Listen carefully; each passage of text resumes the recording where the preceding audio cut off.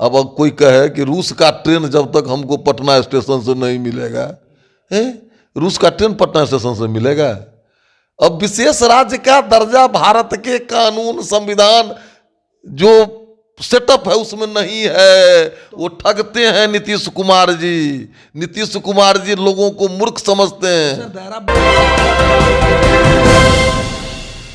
नमस्कार, आप city post live देख रहे हैं और मैं हूं आपके साथ सचिन तिवारी। देखिए, 26वीं पूर्वी क्षेत्रीय परिषद की बैठक बुलाई गई थी। उस बैठक का अध्यक्षता देश के गृह मंत्री अमित शाह ने किया। आपको बता दें कि बिहार के मुख्यमंत्री नीतीश कुमार एक बार फिर से देश के गृह मंत्री अमित शाह के सामने बिहार को विशेष राज्य की दर्जा की मांग को लेकर रखा, जिसको लेकर हमारे साथ बात करने के लिए बीजेपी के विधायक हैं हरविशन ठाकुर बचौल जी। सर, एक बार फिर से नीतीश कुमार ने अमित शाह के सामने बिहार को विशेष राज्य की दर्जा की मांग को लेकर रखा है, क्या लगता है? देखिए, दिल जले आशिक को जिस तरह कभी कभी अपने प्रेमिका को लेकर के बिछड़ी हुई प्रेमिका के प्रति जो कुहक उठता है, वही कुहक उठता है नीतीश कुमार जी को विशेष राज्य का दर्जा। नीतीश कुमार जी भी जानते हैं कि विशेष राज्य के दर्जे का अब इस देश में प्रावधान नहीं है। एक राजनीतिक स्टंटबाजी है, पब्लिक को मूर्ख समझते हैं, जो गुमराह कर देंगे।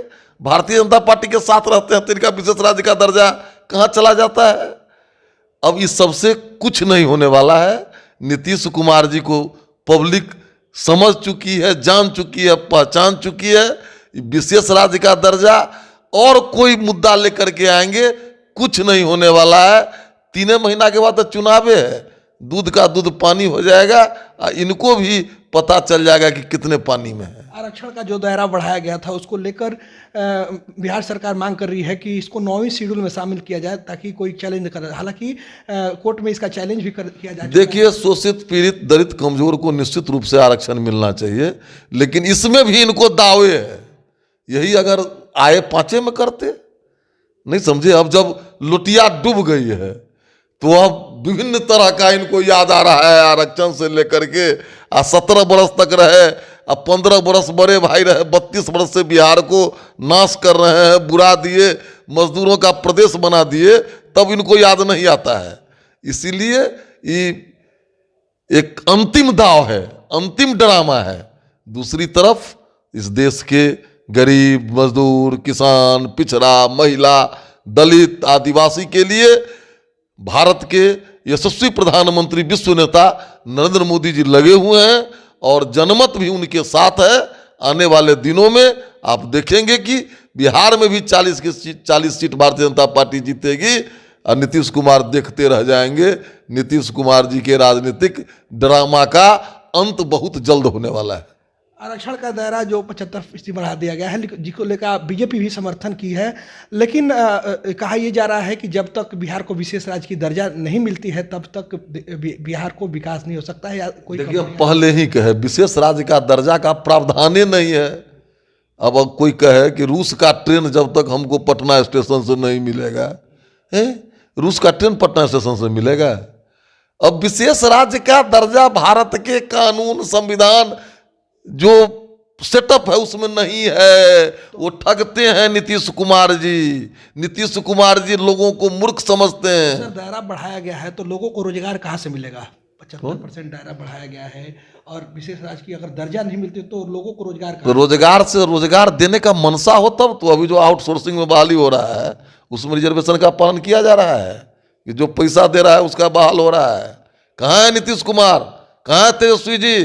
श्वेत पत्र जारी करें आउटसोर्सिंग के बहाली का, तब समझेंगे कि वो सच्चे हितैषी हैं। 50 गरीब का लड़का हमको मिला है जो छाती पीट रहा है, जब बचौल जी हमको पैसा नहीं दिया तो आउटसोर्सिंग में हमारी बहाली नहीं हुई। चाहे शिक्षा विभाग हो, चाहे और विभाग में जो हुआ है आउटसोर्सिंग की बहाली, उसका श्वेत पत्र जारी कर दे, दूध का दूध पानी हो जाएगा। नीतीश कुमार बनारस में जनसभा करने जा रहे हैं, प्रधानमंत्री नरेंद्र मोदी के गढ़ में करने जा रहे हैं, तो देखिए, वो इस्लामाबाद जाएं या वेटिकन सिटी जाएं, कुछ नहीं असर पड़ेगा। अब बनारस जाने से पहले मध्य प्रदेश में जो 10 गो उम्मीदवार खड़ा किए थे उसका वोट कितना आया है सो बिहार के जनता को दिखा दें। हम कोई जाएंगे तो मुंह काला करके आएंगे। बनारस जाके क्या करेंगे? मोक्ष की भूमि है, राजनीतिक मोक्ष लेने जाएंगे? बनारस की बात फिर झारखंड की भी बात हुई, झारखंड में भी सभा करेंगे। कहीं चले जाएं, के बार तक कहे बेटकन सिटी इस्लामाबाद चले जाएं। कुढ़नी नहीं गए थे नीतीश कुमार जी, और गोपालगंज नहीं गए थे। घर दही तो बाहर दही, घरे में उनका पोल खुल चुका है। सर, इंडिया गठबंधन का बैठक एक बार फिर से 19 तारीख को होने जा रहा है, तो क्या लगता है? इंडिया अलायंस का दशा देखे नहीं है कई राज्य में क्या हुआ है। 3 महीना मीटिंग भी नहीं हुआ। जो लोकसभा लड़ेगा, यहाँ हम लोगों को फुर्सत नहीं है बूथ पर मीटिंग करते करते। ये लोग देश स्तर की गठबंधन मना रहे हैं, किसी को बैठक करने का फुर्सत नहीं है। नीतीश जी भी सहजता प्रकट किए थे ना कांग्रेस पार्टी के मंच से कि लगे हुए हैं विधानसभा चुनाव में, परिणाम क्या आया? इंडी गठबंधन के लोग जो रूम का रूम रुपया पकड़ाया है 395 करोड़ की 400 करोड़, उस पर बकार नहीं निकल रहा है। वो बोली भी तो कम से कम निकालें, देश की जनता समझे जो इस पर क्या रहा है इन लोगों का। इसलिए इंडी गठबंधन वगैरह नरेंद्र मोदी जी के सूर्य के प्रकाश के सामने भगजोगनी सबका कुछ चलने वाला है। क्या लगता है आगे इंडिया गठबंधन मजबूत रहेगा या बिखर जाएगा? 400 पार भारतीय जनता पार्टी नरेंद्र मोदी जी के नेतृत्व में जीतेगी, ये मोदी की गारंटी है। तो मोदी की गारंटी है 400 पार बीजेपी सीट जीतेगी। ये थे हमारे साथ बीजेपी के विधायक हरभीषण ठाकुर बचौल ने। इन्होंने तमाम मुद्दों पर इन्होंने क्या कुछ कहा वो आपने सुना। आपका इस खबर में क्या प्रतिक्रिया होगा, आप कमेंट बॉक्स में कमेंट करके जरूर बताइएगा। धन्यवाद।